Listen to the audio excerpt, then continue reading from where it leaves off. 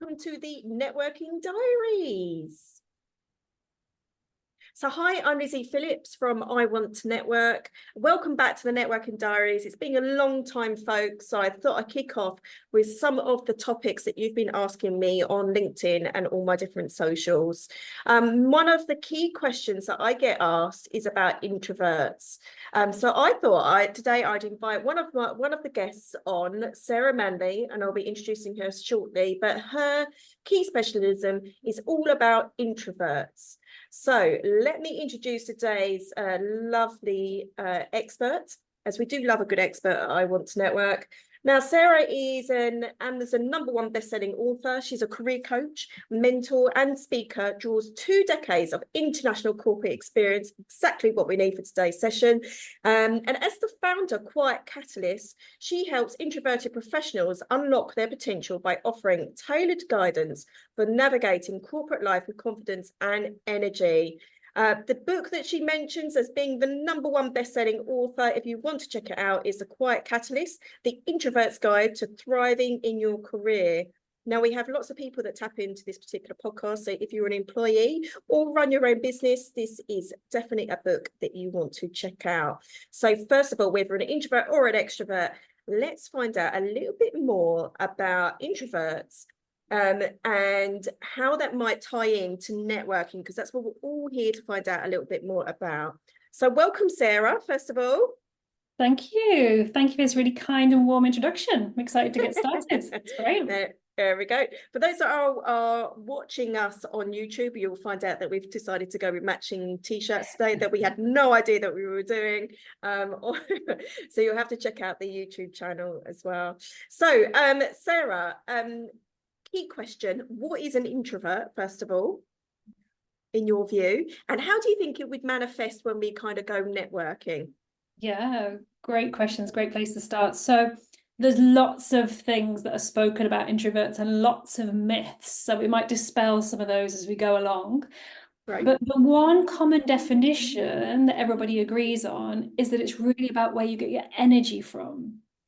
So introverts will typically get their energy from quieter, alone time in smaller groups, whereas extroverts get their energy from being in bigger social situations. And I found it quite fascinating to learn it's because our brains are actually wired differently. So extroverts will thrive on more and more dopamine, so more noise, more lights, more stuff, more of everything. Whereas the introverts will very quickly get overwhelmed by that stuff. And that's why we need to retreat and kind of calm down, cool down, go back to our quiet space just to bring it down a notch. So what that means is in a networking event, when we're there and there's lots of talking, lots of questions to be thinking about, asking, meeting new people, there's laughter, there's noise, there's everything. That can be pretty overwhelming. And I've definitely experienced that myself a lot, and I still do. So what can happen and what you can see in introverts in those situations is this tendency to start closing down. And we're like, we've had enough. We're peopled out. It's literally a thing to be peopled out and get this social hangover from too many people. So you start to kind of close down a bit. You might find yourself at the edge of the room, kind of retreating, even without really realizing it. And you get more and more distant from the whole thing. And you come out going, oh, I need a nap. I'm done. I'm done. So I think as an introvert, when you're networking, it's about understanding why that's happening. It's not just you. You know, half the people in the room are going to be feeling like that, right? It's not just you. But once you have that self-awareness, you can then start to think about, so what I'm going to do is, and then Yeah. get more intentional about it. So Yeah. that'd be really good to get into.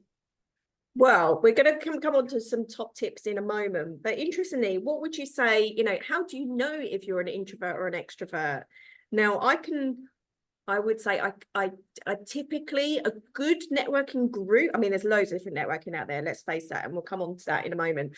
Because some types of networking might help introverts better than others, or maybe more suited to them, for example. but a good networking group typically has a good mixture of both extroverts and introverts. Again, it's all about that different energy. But how can you know whether you're more introverted than perhaps somebody else that you're sitting next to? You know, and or it might well be that actually you think I'm maybe perhaps more of an extrovert, and how do I allow for introverts in the group? Yeah, okay. So first of all, how do you know, are you more introverted compared to the person sitting next to you? So there's a couple of things. There might be a third one that's brewing in my head, actually. So there's a couple of things. One, as I was saying, it's definitely about your energy. So as you're in the room, are you getting more energized by what's going on? You're probably an extrovert. If you're getting gradually like, oh my gosh, is it nearly the time for the break? You're probably an introvert. It's also about your speaking and thinking patterns. So if you're somebody who, like me, typically will think before you speak, you're probably an introvert. So we'll have bigger pauses. We might speak more slowly, unless we get very anxious and then we talk very quickly. But generally, we'll slow down because we're thinking a lot. You might just find us with some big pauses that feel awkward sometimes if you don't realize what's going on. Whereas your extroverts tend to speak to think. So the idea isn't fully formed, but I'm going to start talking and figure it out, and blah, blah, blah, blah, and eventually the gem will come. But they're speaking in order to think. So these are the two contrasts. So, you know, I think if you have an introvert and extrovert sitting next to each other, keeping in mind, of course, this is a continuum. So you're not 100% one or 100% the other. Everybody is somewhere along this continuum. Yeah. That's just for the sake of argument, you know, say you have one introvert, one extrovert sitting next to each other. I think it's about noticing the visual cues and the verbal cues about what's going on. So I give you an example. I was at a networking event on Friday last week. 70 odd people, something like that, some presentations with an audience set up, but in between coffee moments to network and chat. So I've built my networking muscle quite well over the years, but I found myself talking to a lady who was struggling somewhat to really engage in the conversation. And it was about me noticing, okay, what's going on? Eye contact, pauses, maybe looking for an escape. Maybe she just didn't like talking to me when I realized it in hindsight. But in all seriousness, those are the sorts of things, because people can start to think, this person's not engaged, this person doesn't want to be here, this person finds me boring. Not necessarily the case. Something else might be going on, that person is taking their time to process what you're saying. They're thinking about what they want to add next. They're thinking about, what is the great question I want to ask, because this person has something useful that I can learn from. So slowing down, noticing, thinking, and sometimes just asking. You know, I'm a big advocate of asking the question sometimes. How are you finding this networking event? Oh, I love it. There's so many people to meet. Or, oh, it's tough. It's a lot of information to take in. It gives you a clue to what's going on. Yeah. One of the things I've encountered over the years is they can sometimes come across as you say, disengaged, but not intentionally, might come across as rude because of it, or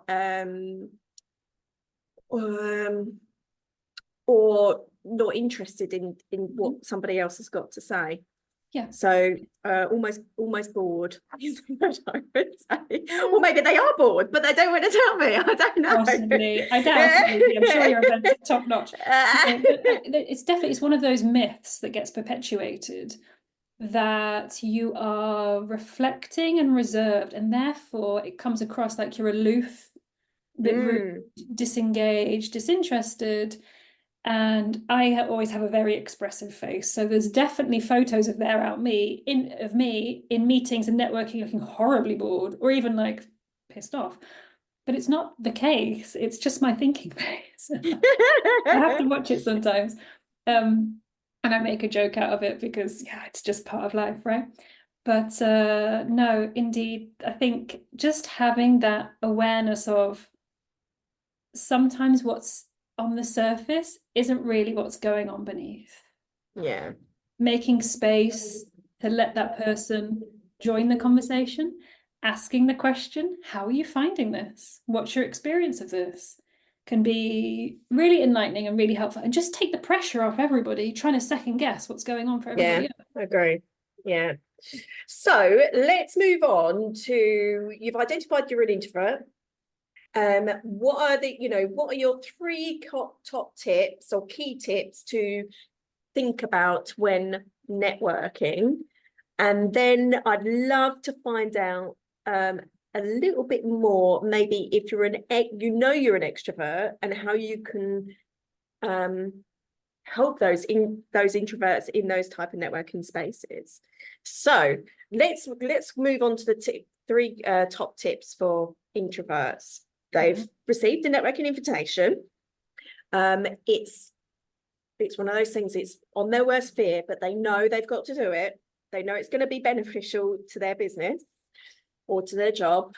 What three things would you suggest are okay? Yeah, brilliant. So my three things is to think about the before, the during, and the after. Because so often we get very focused on, I've got to go and do this, but back up a sec, back up. Like you said, we have the invitation, we've got some time to think about being really intentional. Why am I going?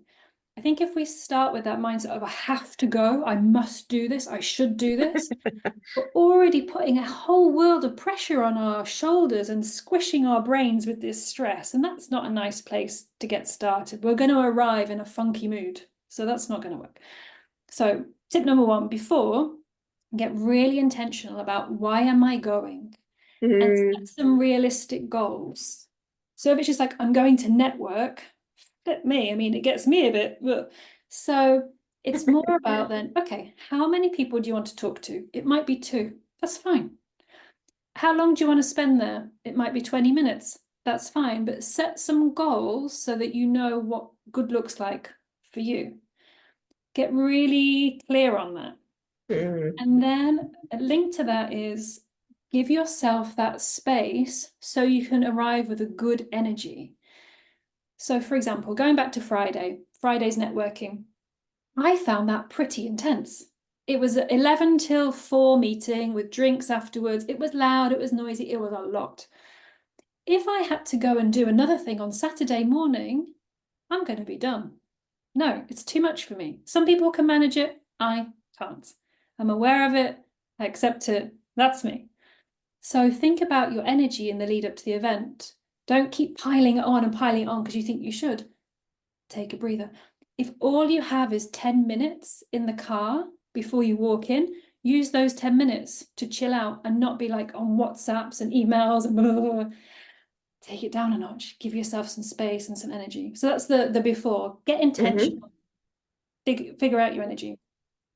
Then during the event, right, so we're in the room. There's a few bits here, and it really comes down again to being a bit prepared. So as mentioned, we typically as introverts tend to think before we speak. So do the thinking before so that you're not having to have such big moments of, let me think what I'm saying. Have some questions up your sleeve. Really have them up your sleeve. And they can be pretty straightforward things. Yeah. You traveled far. What brings you here? How long have you been in business? What made you want to set up in this field? Just to get What type of clients do you have is another great one. brilliant. So they're just there off the cuff. You don't have to be thinking so hard. They're there up your sleeve. It's also about practicing how you want to talk about yourself. Now, I am guilty of this. So I will make lots of notes, but I've never said them out loud. So often I find lots of introverts say, it never sounds as good out loud as it does in my head or as I wrote it down. Well, of course not, because you spent half an hour or whatever before, like crafting it perfectly with your pen.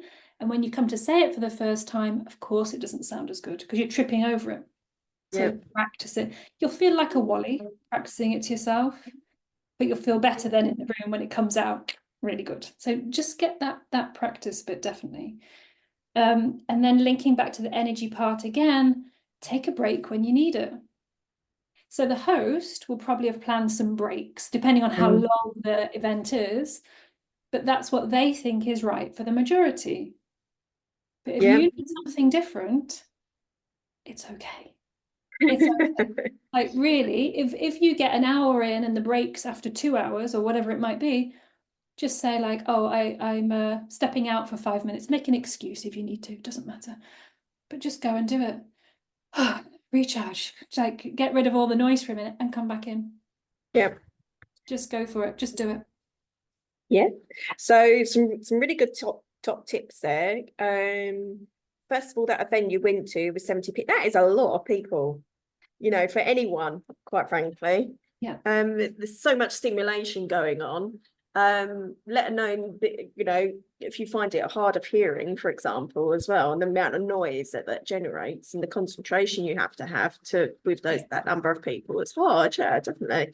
One of the things I wanted to touch upon is there's lots of different types of networking. So also perhaps looking at the structure of networking, or how the networking event is structured, because structure, depending again where you may sit in terms of being an introvert or extrovert, may help from that element. The more structured the networking, perhaps the smaller the group might be better. I know with some of our groups, we look at more of the quality of the people rather than quantity. There's a connotation that the more people that you're meeting, the better, and that isn't necessarily the case. And also some, you know, like you were saying, just some icebreakers is always great. A good event organizer, wherever you are, whether it's networking or any form of business event, you know, if you are a little bit nervous, tell the person on the door, or better still, email them or contact them beforehand. There's generally, I know with myself, I'll make a point of putting them with somebody that's a bit more experienced and be able to help them as well. I don't know about you, Sarah, but I always find with networking, everybody's there, like you were saying, everybody is generally there for the same reason. So it's that kind of positive, everybody's there for the positive mindset of getting something from it. So if you go in with that view, then it kind of helps you relax and be more at ease, realistically. 100%. 100%. Yeah. And you know, you talk about icebreakers and this kind of thing, and I think people get very anxious about icebreakers, that they have to have this very smart, witty answer that's going to be like legendary and remembered forever. It's not true. No. Most people don't love answering that icebreaker question, to be honest. It's a bit like, oh, I'm on the spot, what am I going to say? No one's going to remember tomorrow what you said. It doesn't, it's okay. It's uncomfortable in the moment, but the value is in the conversation that comes afterwards. And completely agree. You know, if I reframe networking to it's a conversation with a purpose. And actually, there is no ice. You know, in a good networking group, there is no ice. Everybody is already warm. They are curious. They want to get to meet you. Yep.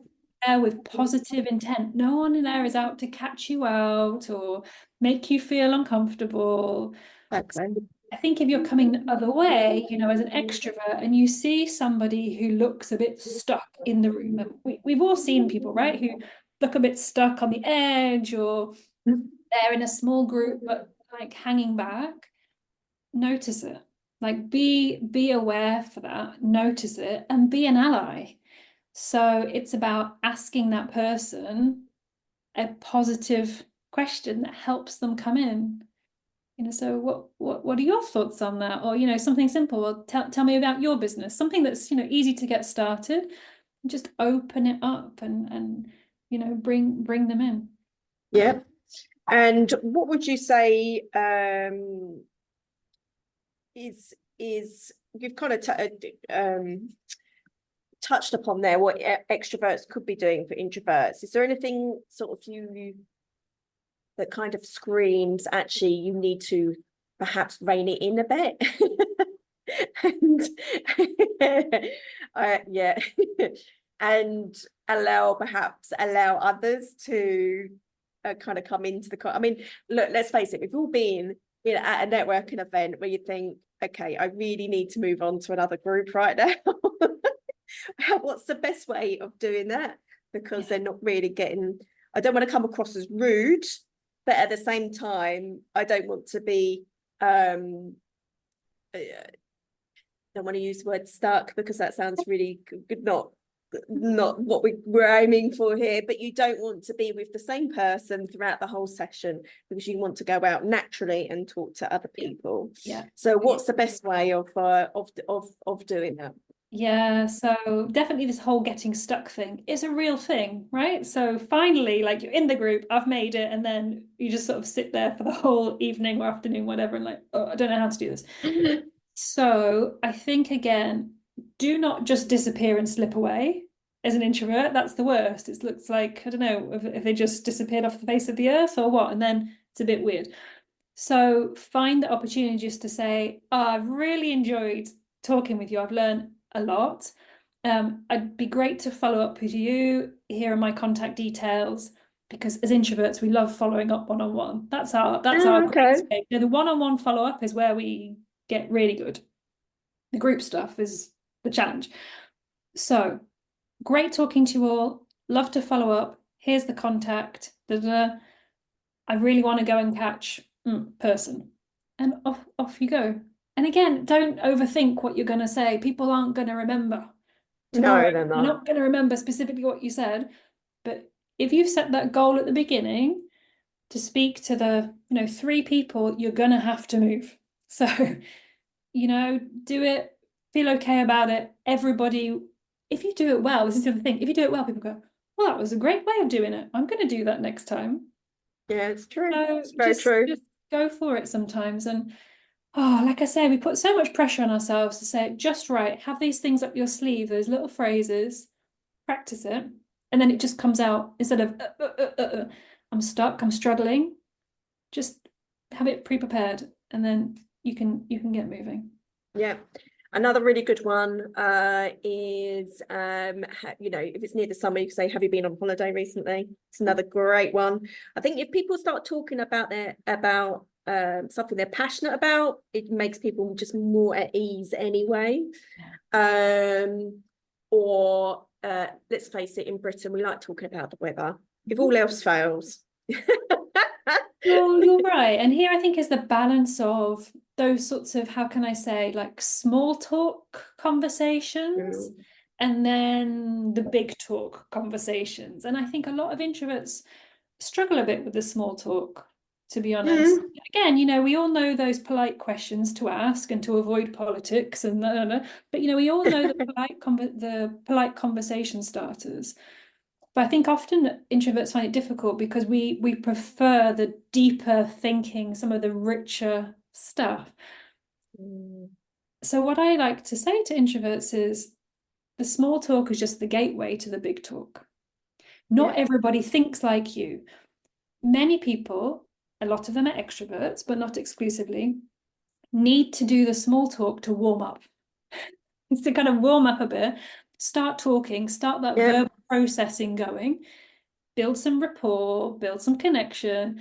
It allows you to do the smiling, then laughing, all the things that are very human that builds that connection rapport before we're ready to dive into the big stuff. Introverts sometimes very often don't need that small talk to be ready to dive into the big stuff. It's interesting. So really interesting. We come at it from different levels. The introverts will get a bit bored by the chit chat. Yeah. Whereas a lot of people, as I say, they need it. They're warming up. They get the energy from it. Yeah. Exactly. There we go. Yeah. Great. So this goes for both extroverts and introverts. We're talking about energy. How can you bring the energy, guys?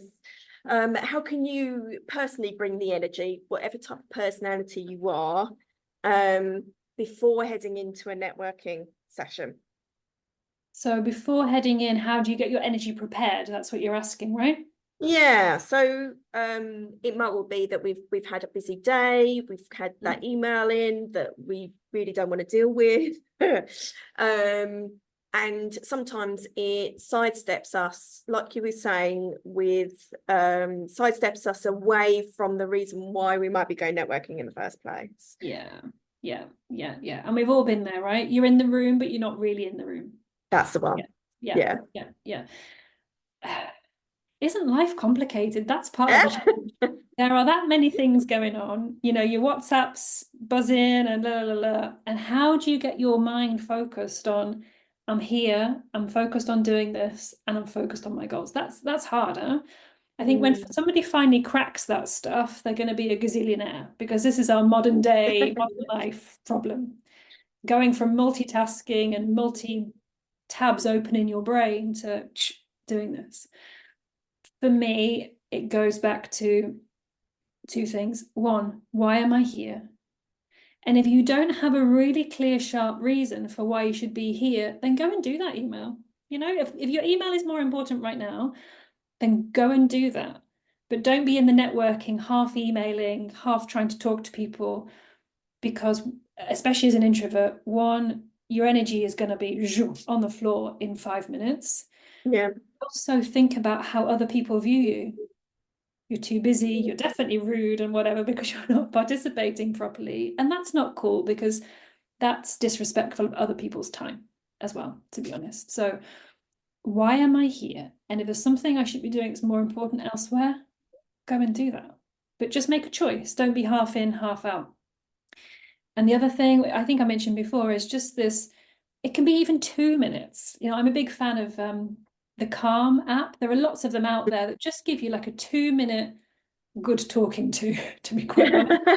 You know, it's like a daily practice. I do it very sporadically, but it's perfect in those moments where my brain is like a plate of spaghetti sloshing about with all these different ideas.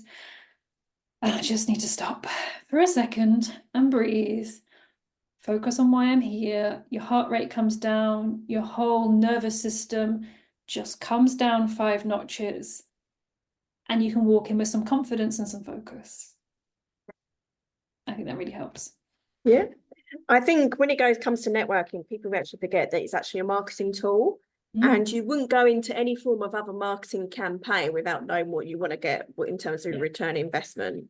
And it kind of really stems back to that realistically, that you need to have a focus as to what you want to get from the session. The majority of people go with sales, but actually the reason why they come is actually not just to do with sales, it's something else. So but you know, be mindful of what that goal is, because it does actually help in terms of your 1-minute business pitch as well, as to how you kind of pitch yourself realistically. So thank you very much indeed, Sarah. It's been fantastic. Now I know that you've also got not just your book, The Introvert's Guide to Thriving in Your Career, but you've also, if people go to your website, which we'll put in the details, but perhaps you can tell us the URL for it. They can sign up to your newsletter for more top tips as well. On our own website, which is the iwanttonetwork.com page, again, we do have a blog section for all different networking tips, including introverts and other top tips around London, as well as networking online, because there's lots of different types of networking out there. And of course, we're back to face-to-face networking. So how does that work in terms of body language? One of my pet heaves in terms of body language when it comes to networking. I do enjoy that subject. So Sarah, thank you very much indeed. Your book is available both on Kindle as well as in paperback in all good bookstores, including WH Smith, Waterhouse, and the Amazon as well. Sarah, I'm a big fan of LinkedIn, so maybe you can mention how people can connect with you on LinkedIn as well. Yeah, brilliant. Thank you. So yeah, you'll find me on LinkedIn with the handle Sarah Manley /TQC. And also you'll find me on the website, thequietcatalyst.com. Brilliant. Thank you very much indeed. Thanks very much, guys. This is the Networking Diaries.